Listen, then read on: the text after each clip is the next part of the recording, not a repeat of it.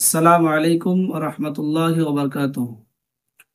ইন্নাল হামদালিল্লাহি ওয়াহদাহু ওয়াসসালাতু ওয়াসসালামু আলা মান লা নাবিয়্যা বা'দা আম্মা বা'দ। ফাআউযু বিল্লাহি মিনাশ শাইতানির রাজীম। বিসমিল্লাহির রাহমানির রাহিম। ওয়াইলুল লিকুল্লি হুমাযাতিল লুমাযা। ওয়াকালা an-নাবিয়্যু সাল্লাল্লাহু আলাইহি ওয়াসাল্লাম ইয়্যাকুমুদ-যান্না ফাইন্নাদ-যান্না আকযাবুল হাদীস। শ্রদ্ধেয় সম্মানিত দর্শক মণ্ডলী, আজকে আপনাদের সামনে একটি খুব গুরুত্বপূর্ণ বিষয় নিয়ে আলোচনা করব। সেটি হচ্ছে গীবত। কিবত সম্পর্কে গুরুত্বপূর্ণ তথ্যবহন বিবরণ পেশ করার চেষ্টা করব ইনশাআল্লাহুল আজিজ।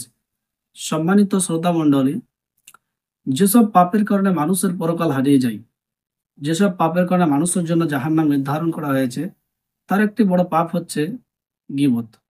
উল্লেখ্য যে বড় পাপ দুই ভাগে বিভক্ত। এক শ্রেণীর পাপ হচ্ছে আল্লাহর সাথে জড়িত, আর এক শ্রেণীর পাপ হচ্ছে মানুষের সাথে জড়িত। আল্লাহর সাথে জড়িত পাপ সহজে ক্ষমা পাওয়া যায়, আর মানুষের সাথে জড়িত পাপ সহজে ক্ষমা পাওয়া যায় না।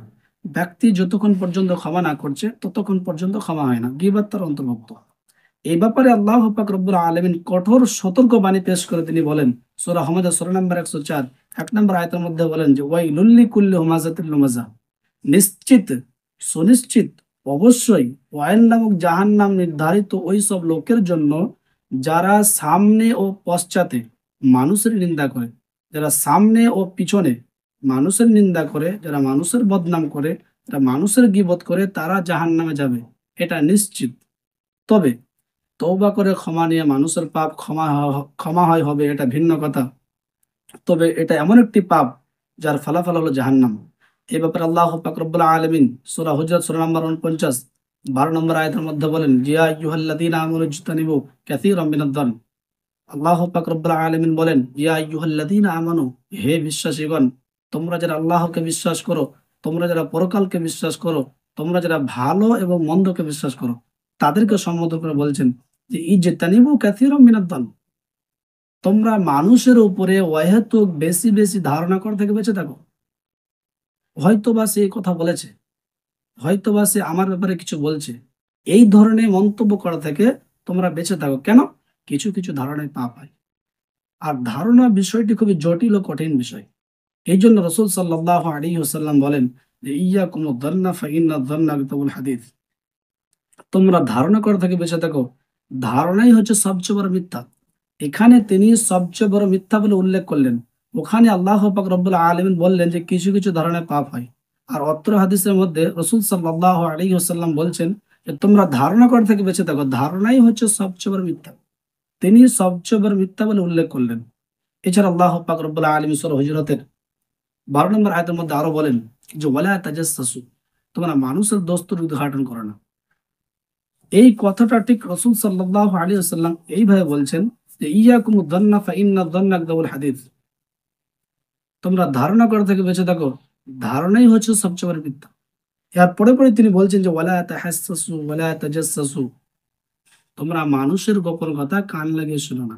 গীবত যেমন মহাপাপ, মানুষের গোপন কথা শোনা তেমন মহাপাপ। এই ব্যাপারে রসুল সাল্লাল্লাহু আলাইহি ওয়াসাল্লাম বলেন, বিচারের মাঠে, কিয়ামতের মাঠে যারা মানুষের গোপন কথা কান লেগে শোনে, তাদের কানের সীসাকে গরম করে গলিয়ে, জাহান্নামের আগুনে গরম করে গলিয়ে, তামাকে গরম করে গলিয়ে তার কানে ঢেলে দেওয়া হবে। কেন? যেহেতু সে মানুষের গোপন কথা শোনার চেষ্টা করেছে। ওরা দুইজন বসে কি গল্প করছে, কোথাও থেকে লুকিয়ে আড়ালে শোনার চেষ্টা করবো না। ওরা স্বামী স্ত্রী বসে কি গল্প করছে, কোথাও থেকে লুকিয়ে আড়ালে শোনার চেষ্টা করবো না, যা মহাপাপ, হারাম, কাবিরা গুনাহ। তাহলে এখান থেকে বোঝা যাচ্ছে যে মানুষের গোপন কথা শোনা যাবে না, তার শাস্তি খুব ভয়ানক। এই জন্য আল্লাহ রসুল সাল্লাল্লাহু আলাইহি ওয়াসাল্লাম তিনি নিজের সব সময় প্রাণপণ চেষ্টা করতেন মানুষের দোষকে ঢেকে রাখার, এবং যারা চেষ্টা করে তাদের জন্য তিনি সরাসরি জান্নাত ঘোষণা করেছেন। তিনি বলেছেন যে মান সাতরা মুসলিমান সাতরাহুল্লাহু ফিদ দুনিয়া ওয়াল আখিরাহ, কেউ যদি কোনো মানুষের দোষ ত্রুটি ঢেকে রাখে, তাহলে আল্লাহ পাক রব্বুল আলামিন তার দোষ ত্রুটি ইহকালও ঢাকবেন, পরকালও ঢাকবেন। যদি আপনার এই অভ্যাস না থাকে যে আপনি মানুষের দোষ নিয়ে বলা বলি করেন না, তাহলে আল্লাহ পাক রব্বুল আলামিন আপনার ইহকালে সব দোষকে তো ঢাকবেনই, পরকালে সব দোষকে ঢেকে রাখবেন। বিনিময়ে আপনার জান্নাত হবে, যদি আপনার এই অভ্যাস না থাকে যে আপনি মানুষের দোষ নিয়ে বলা বলি করেন না। অতএব পরিশেষে আল্লাহ তাআলার নিকটে দোয়া করি, আল্লাহ পাক রব্বুল আলামিন যেন আমাদেরকে কোরআন এবং হাদিসকে বুঝে আমল করার তৌফিক দান করুক এবং তার সাথে সাথে গীবত থেকে খাস করে বাঁচার তৌফিক দান করুক। বলুন আল্লাহুম্মা আমিন। আসসালামু আলাইকুম ওয়া রাহমাতুল্লাহি ওয়া বারাকাতুহু।